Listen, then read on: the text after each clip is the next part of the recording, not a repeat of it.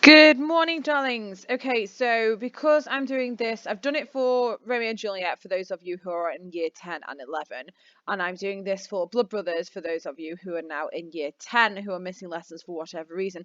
I thought it might be an idea to do this for a Christmas Carol for year 9 classes, both my year 9 classes, in case any of you are off for any particular reason. So as we go through the lessons in class, I will hopefully do a little video at some point by the end of that week um, for what we've done in class. So there are going to be plenty of them today because I haven't done this yet, but then hopefully it'll just be a couple every week. Okay.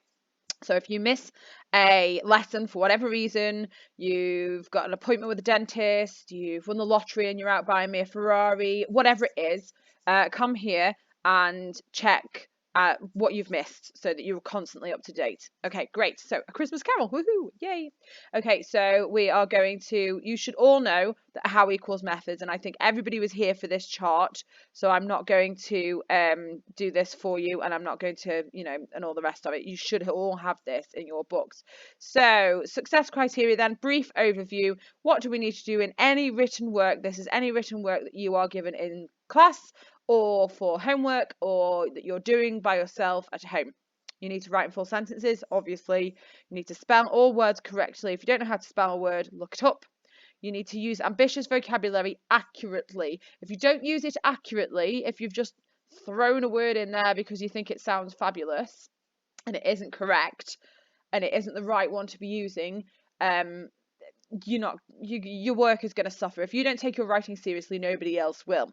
So make sure you're adding enough detail and explaining your ideas thoroughly. Use quotations.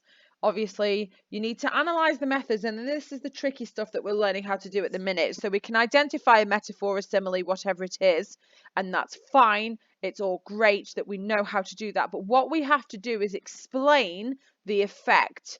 We need to say this metaphor is used in order to create a sense of whatever it is, or this simile is used in order to make the reader consider, or whatever it is. Okay, we need to explain what it does. Okay, and then where possible, consider what the reader of poems and books or an audience of plays, and please make sure this is, the distinction between these, because the amount of people who mix this up is phenomenally high, would think when it was written and now, because they might be two different things. Okay, so don't just whack it on in there as like a formulaic sentence in your work. You can do it when it's applicable. Okay, right. So I'm going to skip the homework thing because you should have had it. It was your research stuff about the Victorians. So then what we did in lesson was we looked at the Victorians and what we knew about them and where we knew it from. Okay, and quite a few of you knew stuff from school and lessons. A few of you knew stuff from TV and film. Hardly any of you knew anything from books. And a couple of you may have known things that you've been told by your families. Okay, so which tells me that you need to ask your families more about what they know and then have some discussions and build your knowledge that way. And also read more books. Everybody needs to read more books. All the time, always. You always need to read more books. There are millions of books. We should try and get through as many as humanly possible. True story. Right. So who was Queen Victoria then?